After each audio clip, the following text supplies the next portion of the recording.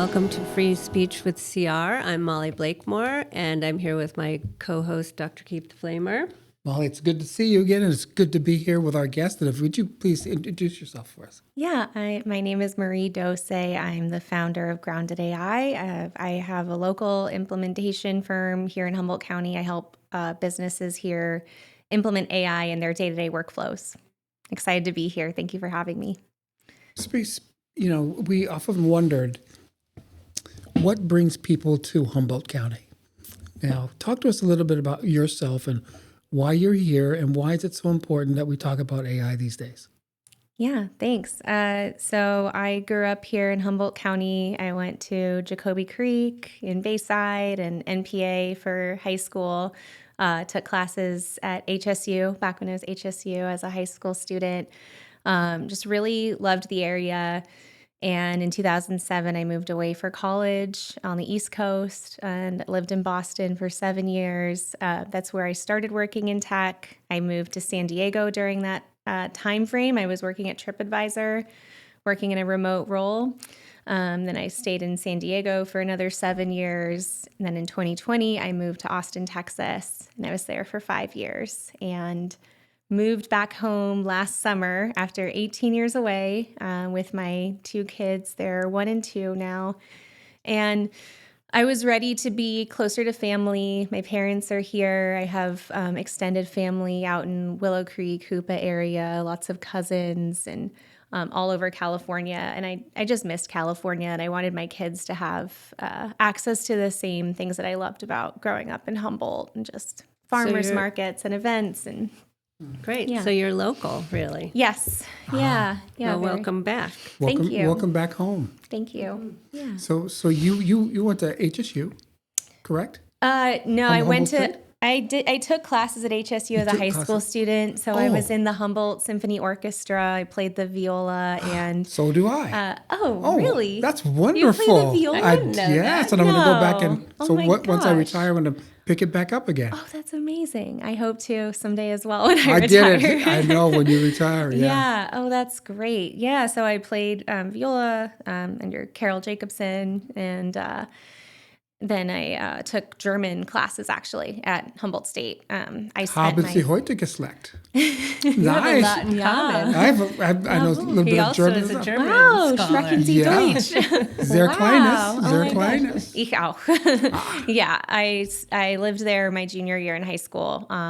Lived in Germany? Düsseldorf. Yeah, there was a scholarship through the U.S. Congress and the German Bundestag, and I applied when I was 15 and got accepted, and was 16 and living in Germany, and it was a wild. Wow. That's young, I can't. Yeah, my mom's like, I can't believe we let you just go to Germany as a 16-year-old. I was very adamant. And it was 2005, so it was before technology as it is now. We had Skype, and it worked terribly, and Gmail. I just opened my first Gmail account so I could communicate with my parents while I was there, but. Yeah, we It's all crazy. remember those days. But Skype. I remember Skype. Yeah, Yeah. but I mean, you have to really think about the days before technology, when you couldn't just pick up your phone and text from wherever you were. Yeah, it's Video very- call anyone in the world instantly. Yeah, it's wild. So how did you get into AI? Yeah. So short answer is had this career in tech, started in 2010, and end of 2022, I was looking for a new opportunity. I had some friends from my previous startup. I was in the startup world in Austin, and a friend had recently started working at a company called Jasper AI, and they're a generative AI tool for marketing teams. No one knew what generative AI was in middle to end of 2022, not till the very end. Like, it was a very new concept for me, but I thought it sounded interesting, and I loved the folks who'd gone over to Jasper, and so I signed the offer letter, and then the next day ChatGPT launched November 30th, 2022. Wow. I had to look back. I'm like, wow, I signed the offer letter November 29th, and then the world changed as we again. knew it. Yes. Yeah. And January 3rd, 2023 was my start date. And everyone was just so new to this concept. ChatGPT had been out a little over a month. People had tried it. It was just those early days of what can this thing do? What is Gen AI? Everyone called it Gen AI back then. And now you have a company here in Humboldt, and it sounds like some of those same things that you were doing internally, you're trying to do for your clients here, kind of explain what AI, what's happening in AI, how can you use AI. So can you tell us about your company now? Yeah. Grounded AI, started it in January and really came out of this inspiration point that I had last summer moving back and realizing that things that I took for granted living in cities for 18 years just simply didn't function the same here. Just Wi-Fi calls getting dropped. I had Google Fiber in Austin, Texas, and it was amazing. And long delivery times for Amazon and food delivery apps not being very reliable, and Google business pages not having consistent hours. Like, that's just a thing here, and that I never experienced that in the city. So just seeing the technology gap, and a food delivery app is fine. I don't need a food delivery app. I'm happy driving 5 minutes and picking up dinner. Like, that's not what raised alarms for me. What did was the rate of change in AI, how quickly things are changing, and seeing this technology gap between our area and cities, and seeing that become exponentially wider with how quickly things are changing in AI. So that's how I started Grounded AI. Wanted it to be focused on our local market, our local businesses and their pain points. And I just wanted to be a very local first company that would really deeply understand business pain points and operationalize things that could be operationalized using AI. So that's a lot of the work I did in tech. I worked in product management, which is essentially you're the person that decides what changes are going to happen to the software. So you talk to customers, you look at quantitative data, and you use all that to build a product roadmap. And then you communicate that customer value to engineering teams. So you need to have enough technical knowledge to do that. So I think a lot of what I'm doing now utilizes the things I was doing for, as long as I was. How do you figure out how a business would implement AI? Because your job description is awfully broad, and we have a lot of businesses here that have heard about AI or watch movies about AI and have no idea how to implement it or merge it into their businesses. What do you tell them? What do you look for to help them understand how they can jump ahead? I make sure to spend a lot of time just talking to members in their organization, deeply understanding their day-to-day pain points. I don't just rush with a solution before I really understand their exact industry. There are a lot of industries I don't have experience in, so being open and having that humility of, hey, I don't know anything about manufacturing, so can you walk me through what tools you use and what those pain points are?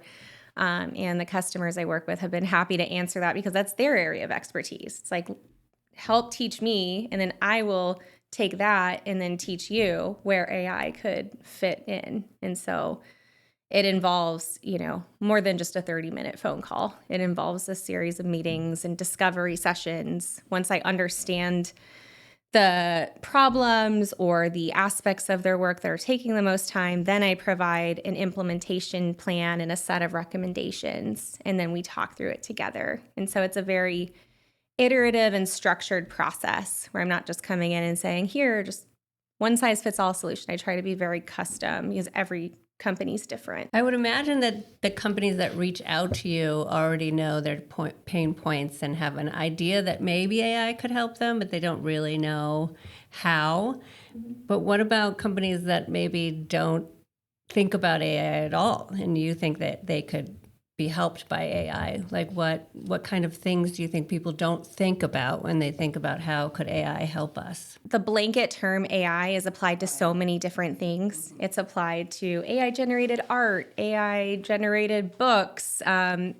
It's, used as a punchline. A lot of comedians say, oh, it just writes your emails. And that's kind of the thing that you hear over and over. Okay, I don't need something to write my emails. I can write my own emails. And so I think so much of what I do is just education. And that's why I say, yes, like you can write an email, but I think, and then also being honest about my personal stances. If I have a personal email, I'm writing a personal note, I don't use AI for that. I want it to sound like me and come from me. There are different things that I would use AI for, like automating certain tasks that I have to do every day, manually updating a spreadsheet, using AI for that. And so just giving those examples and talking to folks about it and listening to their concerns, I think helps with a lot of that. We are in a really deep conversation at CR about AI. Not just how we use it in the educational realm, but really how do we prepare students for an AI world, even though if you ask me what AI stands for, what it could do, I can't answer that question. But I do know that our students need it, not just for their schoolwork, apparently, but also they have to be prepared for the workforce that you're training. So how do we do that? How do we prep students to work in an AI environment in a business? If I were to think about this as a problem, and the problem I see is, AI being used for cases where it shouldn't be used, like Such as? replacing critical thinking, writing a college essay, summarizing a book that you should be reading as part of a class. Like there's so many things that I had to do in college that I'm so grateful for, learning how to read a novel and then write a critical essay about it. And it didn't sound perfect, but I think there would need to be a clear set of guidelines around where do we not use AI and why? Why is that important? Where can we use AI? Oh, I have to, I get an update to my email list. I need to add a new email address to this list in this database where it's being stored. Do I need to do that? Do I need to copy paste the email address into, do this rudimentary task? No. Is that taking away my creativity? No. So I think there are certain questions we can ask ourselves before deciding, does AI make sense here or not? Is it saving me meaningful time? Is it, not replacing my creativity, but giving me more time to be creative?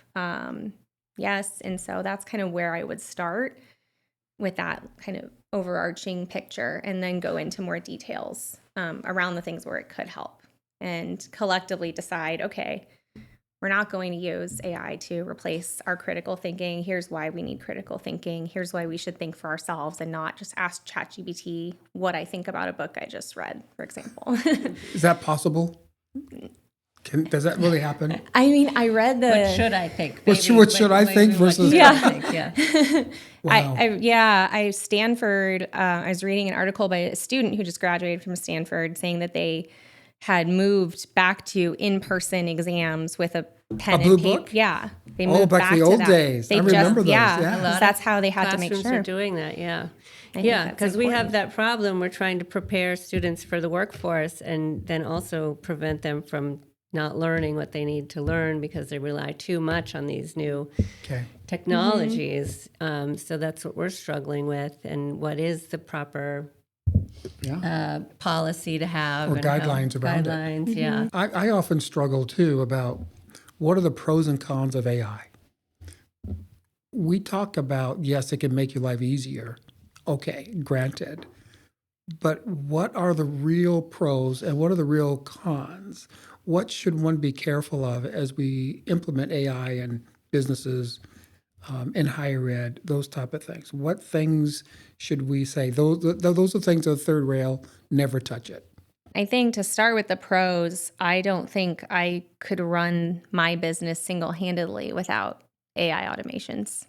Like just the entire process of starting my business, getting it off the ground, filing everything. I get daily updates that synthesize what's in my email, calendar, to-do list, and summarize a note for me that I can then quickly read rather than jumping between 5 different systems. I have so many customers I'm working with, so it helps me retain more context and not less. But that's because I know how to work within these systems in a way that makes me more efficient.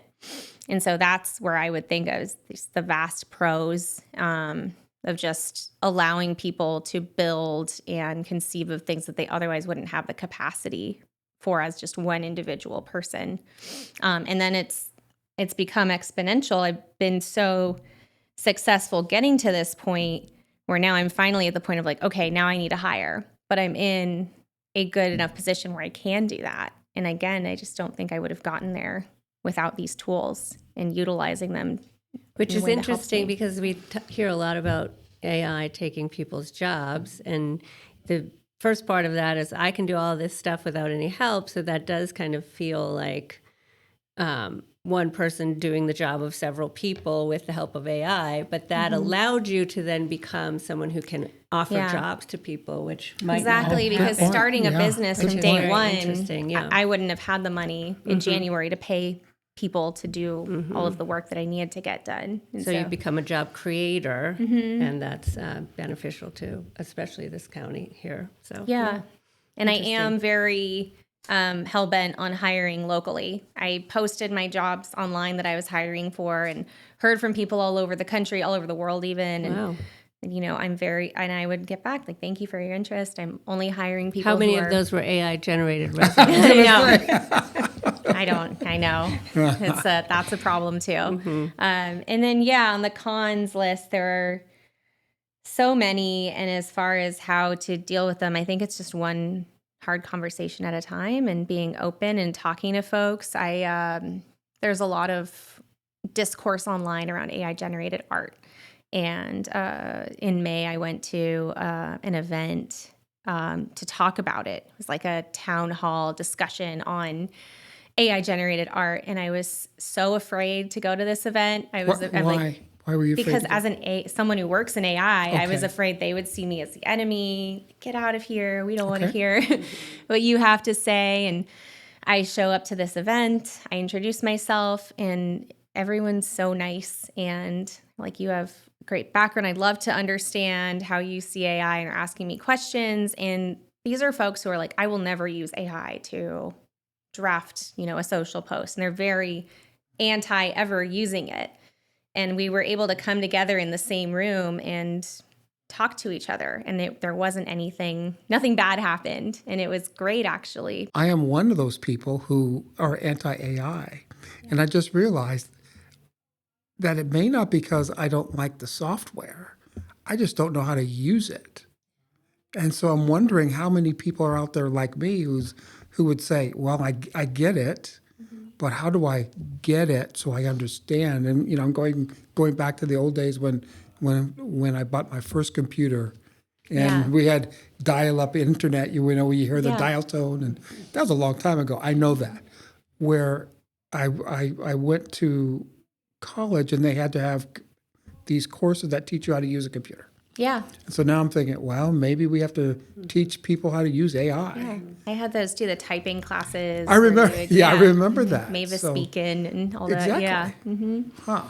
Well, and if you think about the time frame, like 2022 is not that long ago. No. So I think the thing is that people don't really understand it, and they've seen a lot of it online, and they don't like it because they've seen a lot of the slop and the what it's doing to social media. And there's just too much or the movies content like out there. Terminator. Right. There's all these how-to videos, but it gets overwhelming if you try to go online and say, well, tell me how to use this system, and you find a million videos all about the same thing. What do I trust? What do I believe? Yes. And that's only a small lane of AI too. So I think there is that big information gap between what people see and think of as AI and what you do or what you help businesses do. Yeah. Most people think the number of times I've heard, I use ChatGPT and you go back and forth, and I don't really save time using it because I just go back and forth with ChatGPT all day. And when I finally get the output, I think, well, I could have just done that in a fraction of the time going back and forth with ChatGPT. Yeah. So, next week I'm hosting a workshop with the Eureka Chamber of Commerce, June 24th, where I talk about a tool called Codex. Codex, you download onto your computer, it sits on your desktop, and it talks to the files on your computer. It works within a folder. And then it connects with your email, calendar, to-do list. Even if your to-do list is an Apple Notes, which mine is, it'll check everything for you. And that removes, just the copy pasting and re-giving it context. You don't have to do because it already has everything. So if you say, hey, pull up my meeting notes that I had earlier today and let me know what my action items are, it just does it. You don't have to copy Really? paste. Yeah. I'm going to have to take that class. Okay, that's wonderful. Some people listening to that, and myself included, I must admit, might be concerned about security in something like that, and who is then getting that information. And so that's also a very important point Very that much. people Absolutely. talk about with AI, because they're all privately. The guardrails. Yeah. The What do you guardrails. not upload to AI? What do you not give it access to? Don't upload your social security numbers or a client list of social security numbers to AI. Student information of any Yeah. kind. Exactly. But now could AI access those files anyway, even though If it's on your computer computer, can it still interacting with access it? all. If you give it access to one specific folder that it can work within and save files in, and then you put files in that folder, so it'd be like a codex folder, that you can reference this. Like there's an ability to save which folder you're working in when you use codex, and so that's what you do. I'm going to sign up for that class. Okay. Because I do have that great. email. And there's something that you said a while ago, and where you used AI when you hire. And in terms of as you were hiring employees, you wanted to look at certain things. So I made a jump to how do you use AI in human resources as people apply for jobs? I can see some of the advantages, but I always think of what the disadvantages. Can you talk about what some of those cons, but using AI in HR? Yeah, I think a good example is like Amazon years ago built a proprietary large language model that was meant to scan resumes to make the remember hiring that. process quicker, and it rejected all the female applicants. So it would flag certain terms like women in tech and rank them lower, and they tried to fix it. Than white men in tech. Is that correct? Yeah, and Okay. certain names would get ranked higher. So there's so much bias. They tried to fix it, they couldn't, so they just had to retire the tool. So I think automating the human element of looking at a resume and assessing a resume, that shouldn't get outsourced to AI. I think a lot of tools do that already. Like Do that's what? what They do what? already? there are a lot of HR AI systems right now. I don't know the specifics of all of them, but I do know the prevailing thing I see online is you apply for a job and you just never hear back. And the thought is that, and I don't know if this is proven, but that resumes are just being filtered out using AI assisted software. How I would use it in hiring, I would use it to like gain insights from an interviewing call so I could understand how it went, and here are my thoughts. Now let me disseminate them. I would use it to craft, very carefully worded follow-up emails. I'll usually draft something and say, here's my email. Can you give me any suggestions on how to make it work better? That's more of the things I would use it for, and not for the actual screening candidates. If that makes sense. I make sure to go through every single resume and then make a decision on if I'm going to talk to them or not. So how can you ensure that the resume that you're reading is human generated versus AI generated? You can tell sometimes. It's harder to tell nowadays, now that people are getting better at using AI. Much better, yeah. But there are certain tells, and you can see it in emails. Sometimes there are just certain words that are used or turns of phrases. I talked about this on another podcast, but this sentence structure of it's X, not Y. AI likes to summarize things and then make connections where there aren't any. And it doesn't really make a lot of sense, but it sounds like it makes sense structurally, and then you read it and you're like, wait, those two concepts don't have anything to do with each other. But it likes to say it is this and not this other thing. And it's just, and when you see it in that framework, you kind of know it's AI, because you're like, no human would make that jump. This doesn't make any sense. Yeah, and I could see writing a resume using AI, because the actual resume part is just a bunch of data, right? But like what you've done and what your skills are. But the more of the cover letter, the like part that's really supposed to like talk about you and your essay and what are the points you want someone to see in your resume and that kind of expositive writing. Exactly. Having AI do that, I would have a bigger problem with. It dampens the actual person behind it. Right. I found if it's used too much, it kind of genericizes content where it's like this could be about anyone or anything. I read a bunch of cover letters recently, and the ones that stuck out to me was like, I want to talk to them, are the ones that they weren't perfect phrasing. They were the ones that told a real life story about their life in a way that really hit me emotionally. And this is why I want to do this because of this that happened. And that takes a real person writing that. And maybe they used AI to clean up the phrasing, and that's fine. I think there's a big difference between using AI from the get-go to create everything versus I have this draft, can you review it for me and edit it for clarity and phrasing, which is how I tend to use it more. The interesting thing, I just was thinking about this when you were talking about the bias in the Amazon hiring model, is what I read was that most large language models are like that because of our historical writings, because there's so much bias in all of the things that humans have written over the centuries, that's what it's learned, is that white men are better than... Exactly. It's trained on the internet. It's all of the internet came in. Like, think about all of the opinions, Reddit threads is a really good point. Yeah, and it's so true. It comes from us. I mean, it really comes we made it from biased. us. We made it biased. So how can we unbias? How can we make it more equitable in terms, how can we do it right? Yeah. How can we unbias Retrain it when it. humans are inherently biased? Yes. Because it doesn't take out that there is still bias in hiring regardless of AI, because the bias, to your point, started with humans. So how do you fix that? So are you saying that we should take the human element completely out of the process and just create let a magical just let unbiased AI model? Yeah. Yes, it's a thorny issue. It's a It is. wicked problem, as they say. Yeah. Well, and so something we were talking about, this was a little over a year ago. I was on LinkedIn, and all of these women in tech started posting AI generated images of white men saying, I gave ChatGPT my resume, took out my name, and said, create an image of me based off my resume.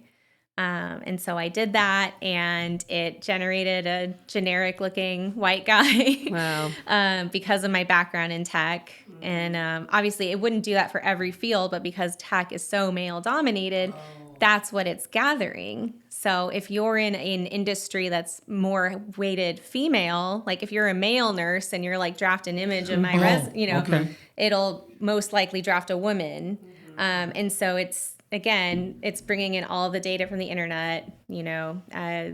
Every organization in tech I worked at was minority women, especially in more of the technical areas like product management, engineering. It was, anywhere from 10 to 20% women compared to. So I many times was the only woman in the room. It reminds me of a bit of our conversation about the unmasking AI. Talk to us about that book and what you learned about that book. Yeah, I read a book called Unmasking AI by this incredible scientist named Dr. Joy Buolamwini. She has her PhD from MIT, and it was while she was there that she was testing this video sensing technology, and she saw that as a Black woman, it didn't even recognize that she was there. So what kind of technology? I'm sorry. It was like not motion detector technology. It was, like facial recognition technology. Right. Yeah. So like when you go on your phone and it instantly knows it's you. It was that technology. Didn't recognize that she was even there. And then she had to literally get a white mask and put it on, and then it recognized her face. And so just that erasure of entire groups of people by technology, because again, going back to that point, the people building these systems aren't trying to be biased, but like say you build a facial recognition software and everyone in the room is a white person, they're only going to test it on themselves. They're not going to look at other use cases. And that's how you build a biased system. So what does that tell you or us about our society? Honestly, because I have my opinion, Yeah. but I'm curious about what does that lesson mean to you? What do you learn from that? I think it means that we still have a very long way to go, in that there's a risk that technology deepens biases rather than equalizing, because everyone talks about technology as being the great equalizer. We'll all have access to the same technology and we'll all be up-leveled and upskilled, but the picture isn't as rosy as, the tech industry would like you to believe. And so I think people do one of two things. They either say, well, I don't want any part of this. This is terrible, and I'm just never going to use this technology because I'm not represented. I gotcha. which means and I've spoken to so many people who feel so that what way. you're saying is that I have to change my attitude. Well, not necessarily. Everyone. It's okay. I think the education piece, just learning about the technology, is important for everyone, whether they use it day to day or not. You can learn about it and say, okay, it's not for me. I'm not going to use it. But at least you're opting out from a place of knowledge and not just, I just unilaterally hate something that I may not understand fully. And so that's one way to go about it. And I see that a lot. And then the other place is, I want to be a force for change in the industry, and that may be overly ambitious, but I just think that the more underrepresented groups involve themselves and, bring a chair to the table. If there isn't a seat at the table for me, I bring my own chair and I sit down anyway. And I make myself, a part of the conversation. And that's kind of what I did with Grounded AI, because every founder I worked with, I worked in startups. The first startup I worked at was in 2019. Every company before that, every CEO and founder was a male. And so I never thought I could be a founder, honestly. I just didn't fit the bill of the typical founder archetype that you see in greater, mass media. I'm not a tall white guy. I don't have unbridled confidence in myself. You can't really, as a woman. You have to be questioning yourself. If you're too confident, it's a little bit like, she needs to kind of tone it back a little. And so I didn't see myself in that. I didn't have the right founder personality as my own self-imposed bias. And then going through this experience with Grounded AI, I learned I can take the parts that I really admired in these male founders I worked with, because so many of them were so great and they had so much passion for what they were doing. And the best ones I worked with had a clear way to articulate their vision in a way that could emotionally resonate with people. And that's something that I like to think I can do as well. Even if I'm more introverted, I feel very passionately about this and I like to talk about it.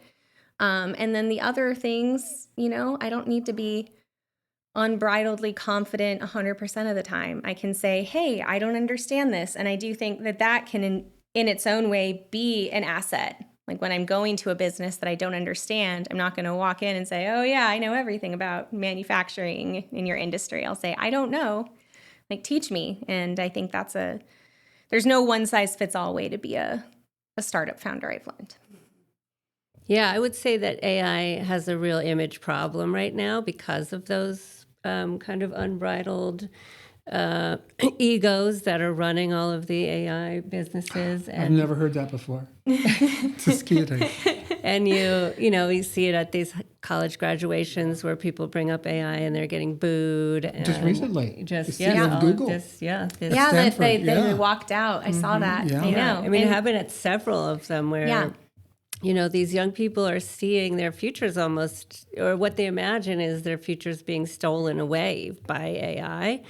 And, same with these huge data centers that are going up everywhere and the big protests against those data centers and the environmental issues around AI. And so I would say that, AI, as much as we use it every day and people don't realize they're interacting with AI pretty much every day, we still have, it still does have a big image problem. So how can you kind of get people past that to see the benefit? I mean, I think we're kind of asking the same questions a lot, but how are you working with people to try to, get them past that idea of it? Yeah, I think listening is such a big part of it, understanding where the controversies primarily are and being open and clear about my own stances as as a person and as a company. Like, I know AI generated art is very controversial and it's not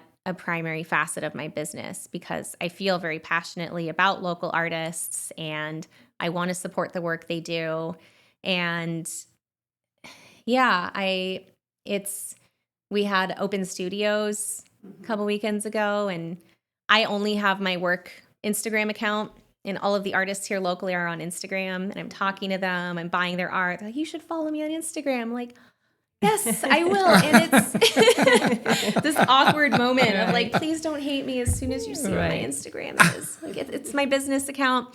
So, these kinds of interactions will happen, and I understand why artists feel so strongly about AI because of the way it impacts their world. Just like, college students, I understand why they feel so strongly against AI because of the way they've seen it impact their day-to-day for the negative. And there's just such a huge difference in AI in those situations, artists, college students, writers, compared to businesses that need their operations streamlined. Mm-hmm. Anytime I'm listening to the radio or NPR, I'm hearing all these ads for agentic AI. And I think people might not know what that means. I mean, we have the LLMs and Gen AI, and now we have this agentic AI. And I think that's actually a lot of what you're talking about. And can you explain what that is? Yeah. So an agent is basically a concept in technology where you have a task, you have guidelines around that task, and then the agent completes a set of tasks in the background. So you're not seeing every single thing that it's doing. And so to give an example of an agentic workflow, I would say, well, there's smaller tasks. Like I have to generate a newsletter every 2 weeks, and I have a specific format that I want my newsletters to be in, certain structures that need to happen, and I will give AI, here's all of my ideas, brain dump. This is what I want it to talk about. These are the articles that I think are really important. And then it'll format it in a way for me. I'm not looking at it doing all of that. I'm just saying, here, use your newsletter skill. Like a skill is basically a task that an agent does, and then it completes it. And it creates a Google Drive file. It links to it. It's like, here it is for you to review. Another more complicated one would be like, say there's a complicated estimation process for a physical manufacturer, and there's a lot of steps that you have to go through to estimate what a new project is going to be. An agent would go through the steps and retain all of that knowledge and data and then complete it. In that way, then you review it.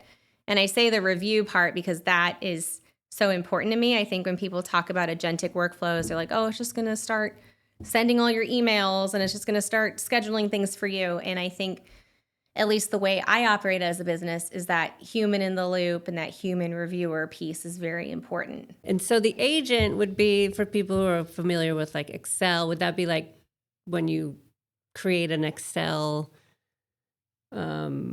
function? Yeah. So you can send the agent out to do it. You could have the agent update Excel for you. Right. Like say, wow. I have these new, like I closed business for this client and this client, this client this week. Can you update my Excel prospect tracker for me with these numbers? And if there's any additional data you need come back to me for that. And then I'll say, okay, yes, I just updated these rows. It looks like this one's incorrect, which it does. It's flagged things from before. Like you listed 3,000 here and it's 2,500 here. Which is it? And so it'll do audits for you of, spreadsheets, documents. But in macros is what I was thinking about. So like you can create macros. So like an agent is something you create, right? So you tell it all these things that you want it to do. Yeah. And then you save that agent and then you run the agent whenever you need that task to be done. Usually the process is I have to do something. Okay, I did it. Now, and this is like within Codex, you're in a chat. Okay, I just did X. Now can you create a skill for me?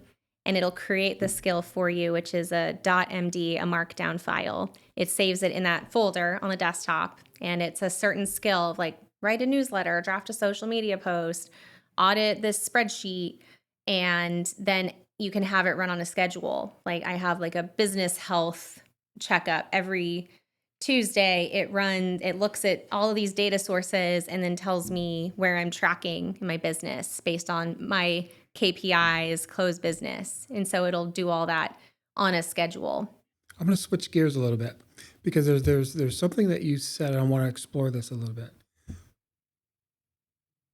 That, and I'm going to paraphrase, is that when you first got into the AI business and tech business, you were often the only female in the room. And you kind of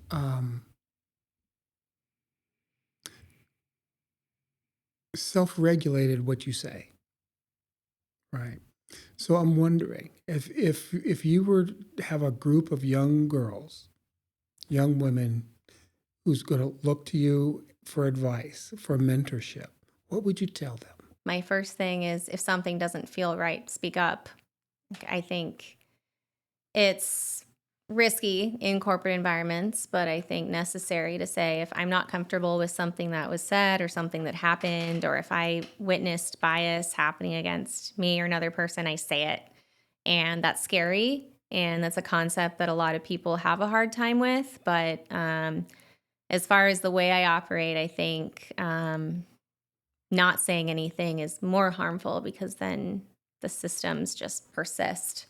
And a lot of times as women or any other underrepresented group, the onus is put on you as the underrepresented group to be the one to speak up, to be the one to make the change happen. And so I'm not saying that's the answer either. It shouldn't be all on women. Like you need to, find people that support you who aren't biased because they're not all bad, and build a community and a network of people that are like-minded. And I like to think that that's what I'm doing here in Humboldt. And I found some really incredible people through Startup Humboldt, SBDC, the Eureka Chamber. I think the fact that community is so important here. You're not just an anonymous person. Your personal and your professional reputation matters so much here. I think puts us on a different level as far as our expectations of one another, and that's a good thing. So, do you feel like it's getting better in tech for women and minorities? That's a very good question. I'm wondering. No? It sounds like no. No. That's unfortunate. Yeah. And what can we do maybe in our capacity as a higher ed, in higher ed to like combat that, to make it better for people?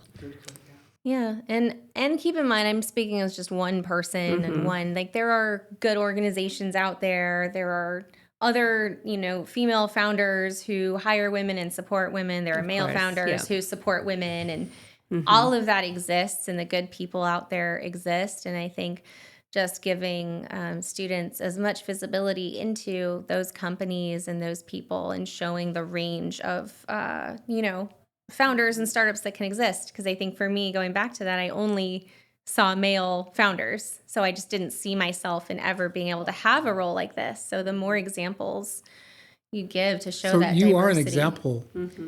And so you're making a difference because you're now a founder.